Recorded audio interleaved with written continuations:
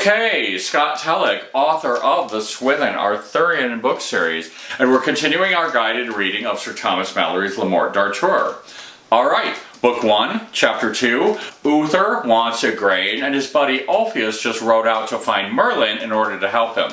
So let's pick up there. Then Ulfius was glad, and rode on more than a pace, until he came to King Uther Pendragon, and told him he had met with Merlin. "Where is he?" said the king. "Sir," said Ulfius, "he will not dwell long away." Therewithal Ulfius was aware that Merlin stood at the porch of the pavilion's door, and then Merlin was bound to come to the king. When King Uther saw him, he said he was welcome. "Sir," said Merlin, "I know all your heart's every deal. So you will be sworn unto me, as you be a true king anointed. To fulfill my desire, you shall have your desire." Then the king was sworn upon the four evangelists. "Sire," said Merlin, "this is my desire. The first night that you lie by Igraine, you shall beget a child on her. When that is born, it shall be delivered for me to nourish as I will have it. For it shall be your worship, and the child's avail, as much as the child is worth." "I will well," said the king, "as you will have it." So Malory makes a major change here, again with the result of rendering Merlin a little more likable and a little less complicated. In the Vulgate cycle, Merlin doesn't tell Uther he's creating a child until after he's done it. He makes Uther promise to give me what I ask for on the morning after, but doesn't tell him what it is. This is a thing that happens a lot in the Arthurian legend and is referred to as a rash boon. That is, that the characters make a rash promise without fully knowing the terms of the agreement. So in the Vulgate, it's like, woohoo, wild time last night. Guess what? You made a baby, and that is what you owe me for the price of your night of pleasure. For Morte d'Arthur, Malory changed it so that Merlin tells him up front that he's going to make a baby, and that this baby is what Uther will owe to him. So it's a little bit more upfront and honest. For my retelling in Book 3, The Void Place, I kept it that Merlin doesn't tell him until afterward because I like it dark and complicated. By the way, in the Vulgate cycle, Merlin tells Uther that he cannot even see the child and never know him, which implies that Merlin finds something a little distasteful and wrong about Uther. I told you in the Vulgate cycle there's a lot of unspoken tension between Merlin and Uther. So let's continue reading. "Now make you ready," said Merlin. "This night you shall lie with Igraine in the castle of Tintagel, and you shall be like the Duke, her husband. Ulfius shall be like Sir Brastias, a knight of the Duke's, and I will be like Sir Jordanus, a knight of the Duke's. But I warn you, not make many questions with her nor her men, but say you are diseased, and so hurry you to bed, and rise not on the morn till I come to you, for the castle of Tintagel is but 10 miles hence." So this was done as they devised. But the Duke of Tintagel saw how the king rode from the siege of Terrabil, and therefore that night he issued out of the castle at a postern, for to have distressed the king's host. And so through his own issue the Duke himself was slain before ever the king came to the castle of Tintagel. After the death of the Duke, King Uther lay with Igraine more than 3 hours after his death, and begat on her that night Arthur. When day came, Merlin came to the king and bade him make him ready, so he kissed the lady Igraine and departed in all haste. But when the lady heard tell of the Duke her husband, that by all record was dead before King Uther came to her, then she marvelled who it might be that lay with her in likeness of her lord. So she mourned privately and held her peace. So through magic, Merlin changes Uther's appearance to look like Igraine's husband, the Duke. Ulfius looks like Brastias, and Merlin looks like Jordan's, who's around but a bit of a nothing. Brastias is one of those characters who's always around, but we only hear of every so often. He's much more a fleshed out character in the Vulgate, where he and Ulfius end up becoming buddies. This leads to a new story I explored in Book 5 of my series, Wonderly Wroth, in which Brastias finds out that on this night his buddy Ulfius impersonated him. And he's not all that happy about it because it ruined his happy life with the Duke and Igraine. Now when Uther goes out for the night, the Duke sees that and uses that opportunity to attack, but he gets killed.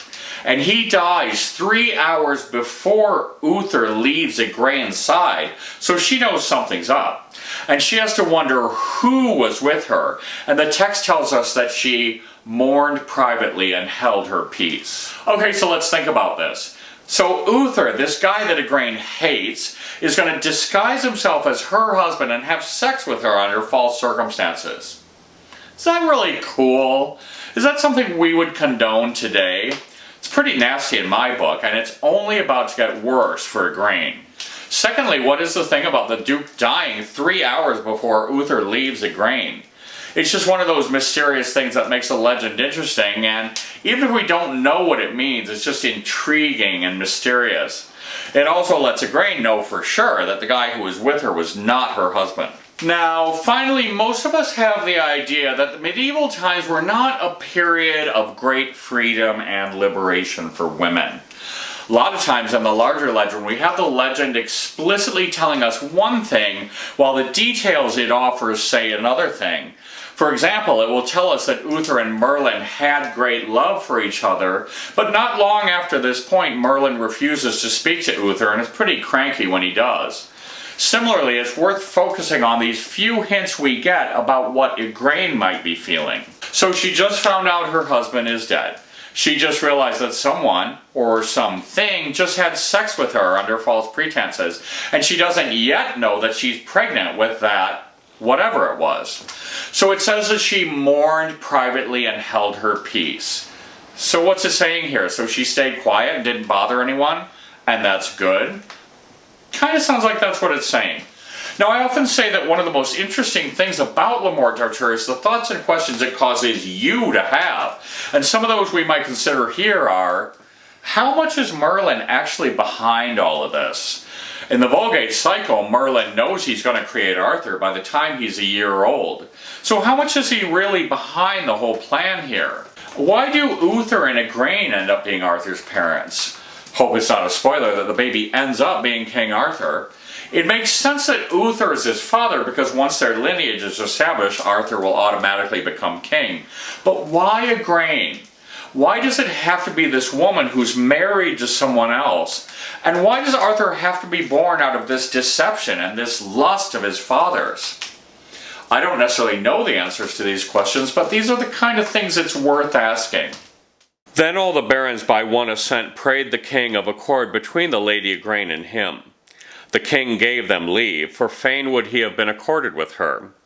The king put all the trust in Ulfius to entreat between them, so at the last the king and she met together. Now will we do well, said Ulfius. Our king is a lusty knight and wifeless, and my lady Igraine is a passing fair lady. It were great joy unto us, and it might please the king to make her his queen. Unto that they all well accorded and moved it to the king. And anon like a lusty knight he assented thereto with great will, and so in all haste they were married in a morning with great mirth and joy. So here the barons, which is another way of saying the important people in Uther's court, have the idea that Uther should marry Igraine, and Uther, being a lusty knight, wholeheartedly agrees. In the Vulgate cycle, Uther's friend Ulfius is a much bigger, much more influential character than he is in Le Morte d'Arthur. Remember, Uther had Ulfius go court Igraine for him, and it was Ulfius who suggested that Uther reach out to Merlin in order to get Igraine. And in the Vulgate, it is Ulfius who suggests to the barons that Uther could marry Igraine. It's his idea, making Ulfius a very, very influential character. So now they also characterize this as making repentance to Igraine, because now she's without a husband but is pregnant, and you recall within the story that an illegitimate child at the time means burning at the stake. Her daughters, Morgan, Margaza, and the mysterious Elaine, will also be considered fallen and will never be able to marry. You'll notice that here in Le Morte d'Arthur we don't hear a thing about Igraine's reaction. But in the Vulgate it's one of those contradictory things where we hear that she breaks down weeping, but at the same time is said to be thrilled to be marrying the king and becoming the High Queen. Yeah, sure, her husband was killed and she's now forced to marry the man who deceived her into sex, but she's the queen, so who cares? I am being sarcastic if you can't tell. And King Lot of Lothian and Orkney then wedded Margaza, that was Gawaine's mother, and King Nentris of the land of Garlot wedded Elaine. All this was done at the request of King Uther. And the third sister, Morgan Le Fay, was put to school in a nunnery, and there she learned so much that she was a great clerk of necromancy. And after, she was wedded to King Uriens of the land of Gore, that was Sir Igraine le Blanchemain's father. So now the daughters are married off. Margaza marries King Lot, who goes on to become a fairly important character, and they give birth to some very important characters in the future, namely Sir Gawain, who goes on to become Arthur's best friend, as well as his brothers Igraine, Gaheris, and Gareth.